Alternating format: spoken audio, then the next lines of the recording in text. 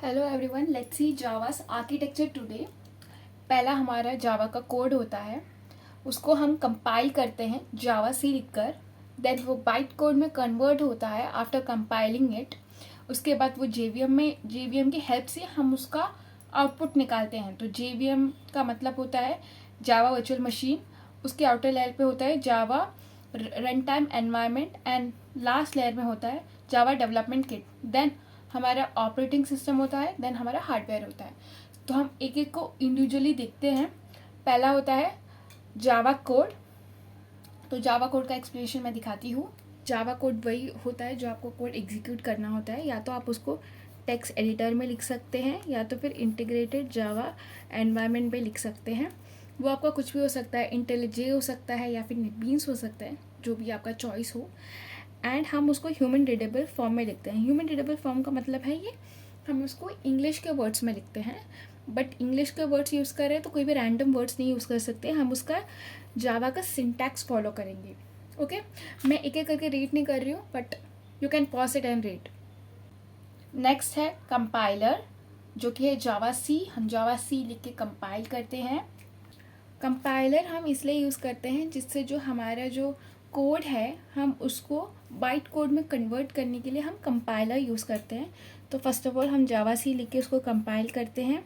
And compile करने से आपको अगर सिंटैक्स एरर जो भी है आपको पता चल जाता है। अगर कहीं कोई सेमीकोलन मिसिंग है या फिर कुछ गलत कीवर्ड यूज़ कर दिया, वो आपको कंपाइल करते टाइम ही पता चल जाता है। एंड मेन है translate the Java source code into byte code. मैंने लास्ट लेक्चर में भी बाइट कोड का मतलब बताया था। तो बाइट कोड क्या करता है, हमारा जो हाई लेवल लैंग्वेज को वो क्या करता है, एक बाइनरी वर्जन में कन्वर्ट करता है जो जेवीएम को समझ में आएगा। ओके, नेक्स्ट होता है बाइट कोड, जो कंपाइलर से जनरेट होता है। बाइट कोड क्या होता है, एक कंपाइलर और जेवीएम के बीच में वो आता है। तो वो क्या करता है, उसमें जो भी कोड है, जो नॉर्मल कोड को हमने बाइट कोड में कन्वर्ट किया, वो हमारा जेवीएम समझ जाता है। तो इसलिए हम लोग बाइट कोड यूज़ करते हैं, जिससे जेवीएम उसको एग्जीक्यूट कर पाए। ओके, नेक्स्ट है हमारे जेडीके। सो जेडीके क्या करता है, जेडीके जेआरई एंड जेवीएम को कंटेन करता है। एंड इसमें नेसेसरी लाइब्रेरीज वगैरह होते हैं जो हमें जावा को रन करने के लिए यूज़ आती है। उसके बाद JRE, Java run time environment.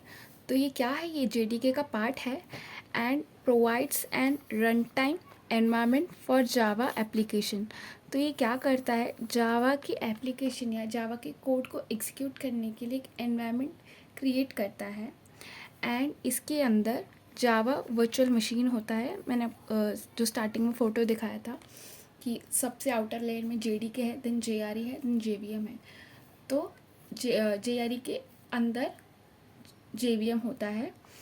And then JRE के बिना आपका जावा कोड रन ही नहीं हो पाएगा।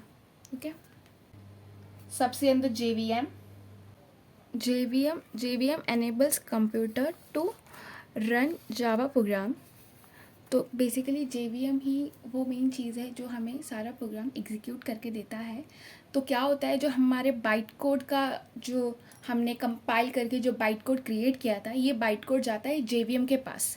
एंड जेवीएम क्या करता है, उस बाइट कोड को मशीन कोड में अगेन कन्वर्ट करता है एंड उसको हार्डवेयर के पास भेज देता है। तो ये है it is responsible for interpreting and executing the byte code generated by the Java compiler. Then आता है हमारा ओएस। सो ओएस बेसिकली हमारा जो भी टास्क होता है हम उसको परफॉर्म करने के लिए यूज़ करते हैं, जैसे कि memory management, file operations and networking. तो ऐसे बहुत सारे क्वेश्चंस हम आने वाले वीडियोस में देखेंगे कि हम ओएस की प्रॉपर्टीज़ को यूज़ करके कैसे कोडिंग करेंगे। ओके, है लास्ट हमारा हार्डवेयर सबसे लास्ट कंपोनेंट होता है हमारे आर्किटेक्चर का। तो हार्डवेयर बेसिकली क्या करता है, जो भी जेवीएम ने जो भी मशीन कोड में जो उस कोड को कन्वर्ट किया था, वो हार्डवेयर के पास जाता है। हार्डवेयर उसको एग्जीक्यूट करता है एंड जिस हायरार्की में हम नीचे आए थे उसी हायरार्की से आउटपुट ऊपर जाता है एंड यूज़र को डिस्प्ले हो जाता है।